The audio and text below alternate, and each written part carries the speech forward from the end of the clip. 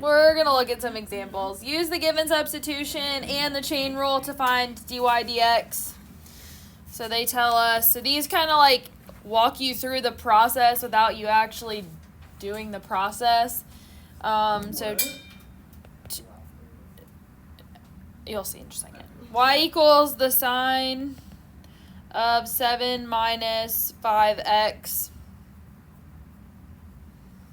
And u is equal to 7 minus 5x. So they're basically telling you what the two pieces are. I guess this should have parentheses around it. Oh, I was wondering. I was like, wait. That makes sense. I see now. So what does u tell you? U is the U inner G part. of X. Okay. Yes.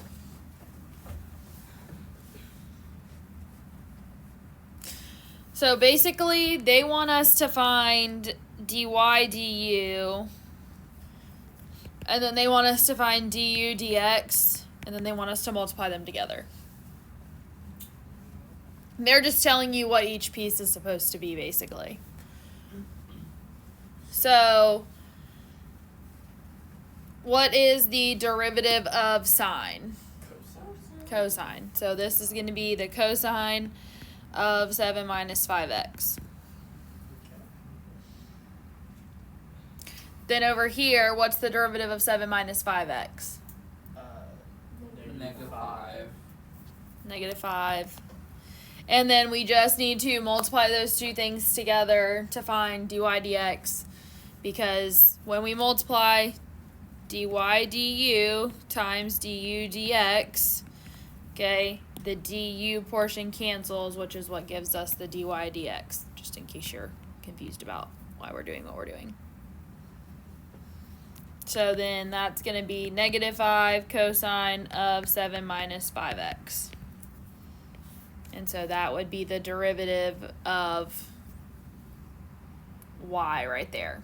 Which with the chain rule, we don't really need to do it separate, but they're basically just introing it to you that way.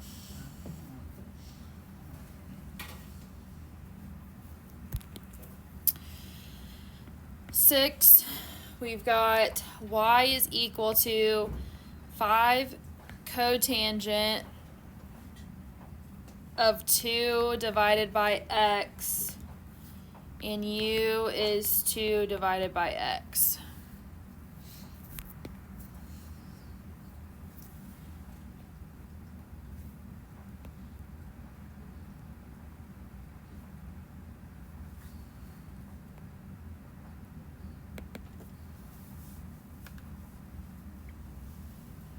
So ignoring what's in parentheses, what is the derivative of 5 cotangent of x? Basically, imagine it's just x. Well, negative 5 cosecant. Yep, because the derivative of cotangent is cosecant or negative cosecant squared, so it's going to be negative 5 cosecant squared of 2 over x.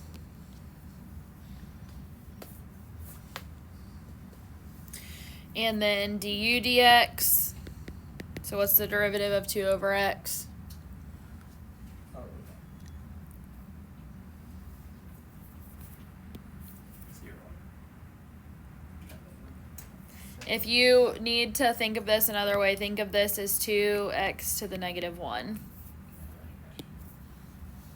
So negative 2x is negative 2. Yep. So then when we combine it, I'm going to end up having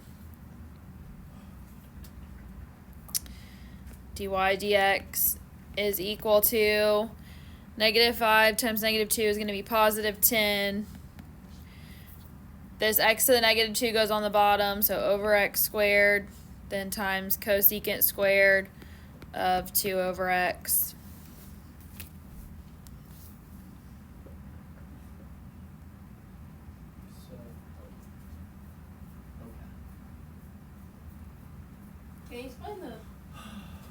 Can you just explain how you multiplied that again?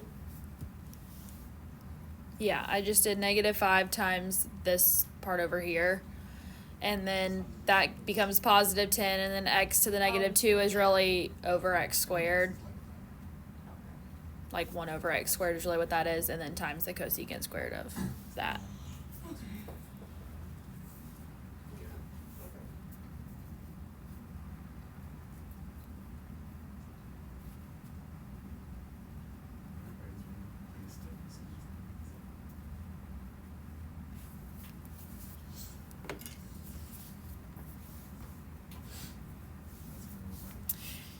All right, another one like that. Number 8. Y is equal to the secant of the tangent of x. And u is equal to tangent of x.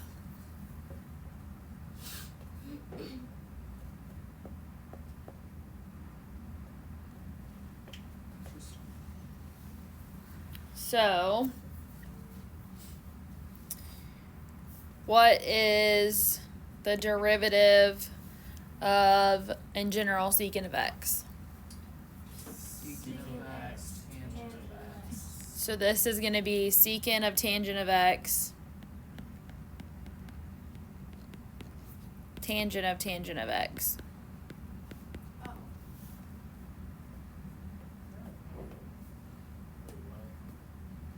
So the derivative of secant is secant of x, tangent of x. So anywhere there's an x, I have to put this tangent of x, because that's just taking the derivative of the outside. Taking the derivative over here of u, whoa.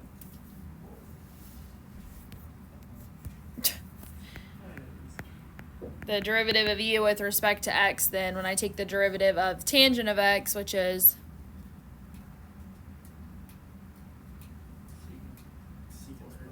secant squared x, all I end up getting then for dy dx is secant of the tangent of x times the tangent of the tangent of x times the secant squared of x.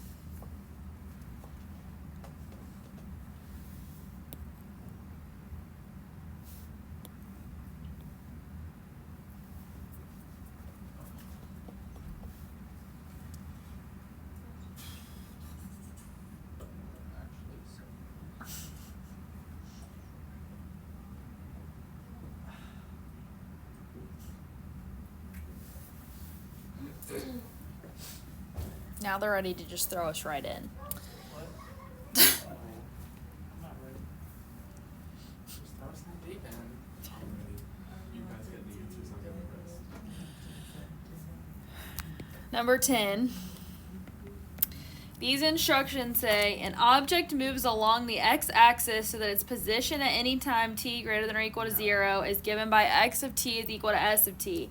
Find the velocity of the object as a function of t. No. So s is equal to t cosine of pi minus 4t.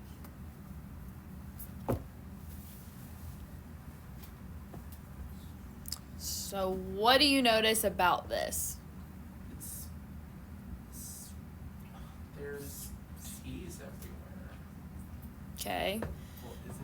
So I have t So this is- times the cosine of pi minus 4t. So like, And I've got to take the derivative, right? Because I have position, I want velocity. So Right. you have to product rule the t and cosine? I have to product rule, and then within the product rule, I've got a chain rule. Okay. Okay? So,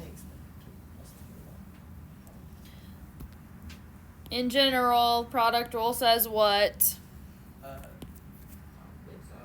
it's u That's a v right. prime plus u prime v. Okay. The insides. So, t is u, okay, and then the cosine of pi minus 4t is v T is u. And then the rest of that. in this scenario. Oh. U times v, yeah. Sorry, I was thinking of other possibilities. Alright, so v is equal to, so the first, which is t, times the derivative of the second, okay? So the derivative of cosine is negative sine. So negative sine of pi minus 4t. You said negative sign? Yeah, I put the negative out front. Oh. I didn't see that. And then the derivative of pi minus 4t would be negative 4, which is just going out front. Since I have a negative times a negative, it's positive. So I'm going to erase that all together. So I've got 4t sine of pi minus 4t, and that's the first part of my product rule.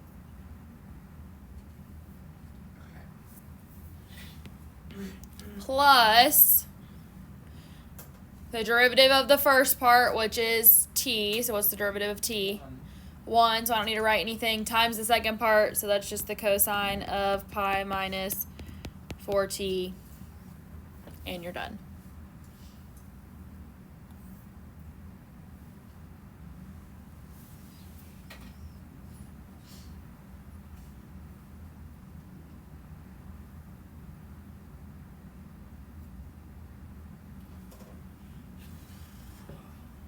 So how did we chain rule that?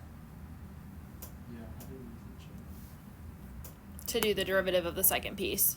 So to do v Oh. prime, we did, v prime was, we changed this to minus sine Yeah. of all of this. Oh. Okay. So this was minus sine of pi minus 4t times the inside, which was negative 4, with the derivative of the inside. And then just to simplify it down, we combined it for what went up here. And the t was just the first part times the derivative of all of that. Gotta love when they just throw you in the deep end, right? All right. 14. Does it get easier? The more you do, it gets easier. It's just like, maybe.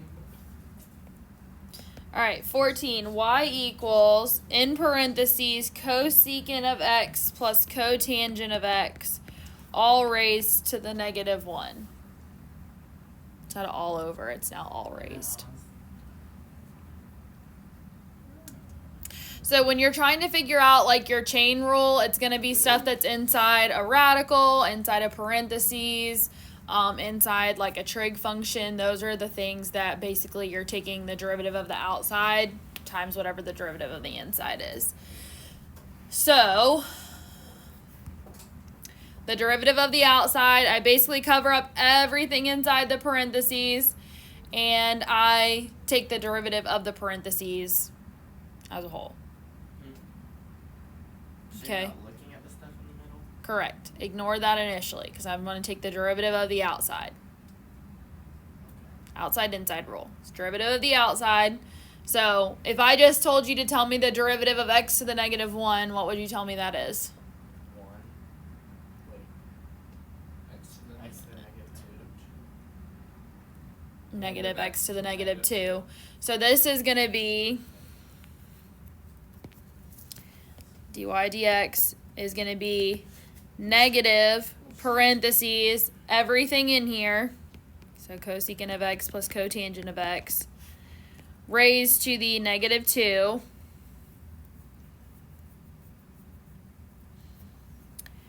times the derivative of the inside. So what's the derivative of cosecant?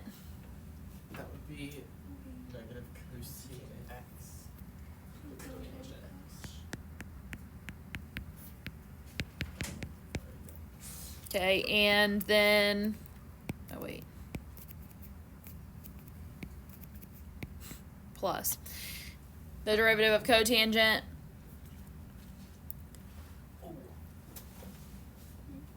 That'd be negative. And then cosecant squared. Holy joy. Okay. So now, this stuff that's being raised to the negative 2 is all going to the bottom. Okay, because you can have negative exponents. Everything else is going on top. Okay, and because of the negative, it's all going to become positive. So this negative times these negatives over here, making it positive. I'll do this in steps. So negative parentheses, negative cosecant of x, cotangent of x, minus cosecant squared of x, all over cosecant of x plus cotangent of x, and that whole thing is being squared.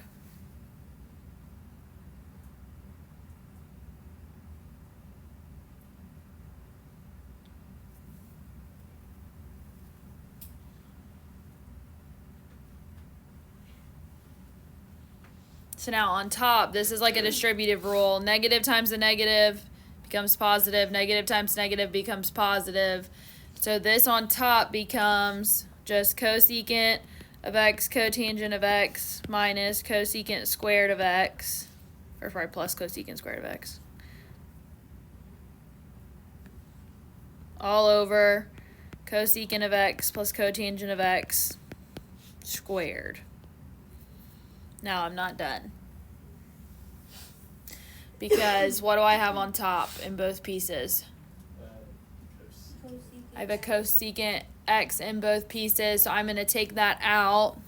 So I've got cosecant of x times cotangent of x plus cosecant of x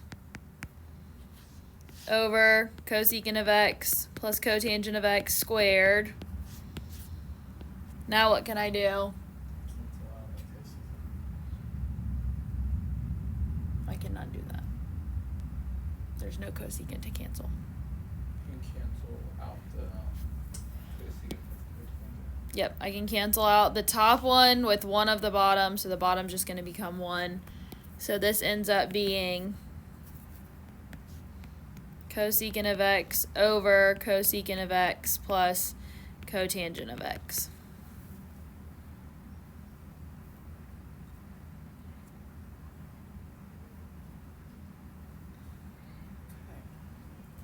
Tracking. Sort of. Need to see a few more. Where are we at? It looks like we need to pause for today. We'll start on, I'll show you what we're going to start on tomorrow, but we won't do it yet. 16, which is all the same instructions, but y is equal to x cubed times 2x minus 5 raised to the 4th. So that's what we'll start on tomorrow. So we'll have another product rule and a chain rule there together.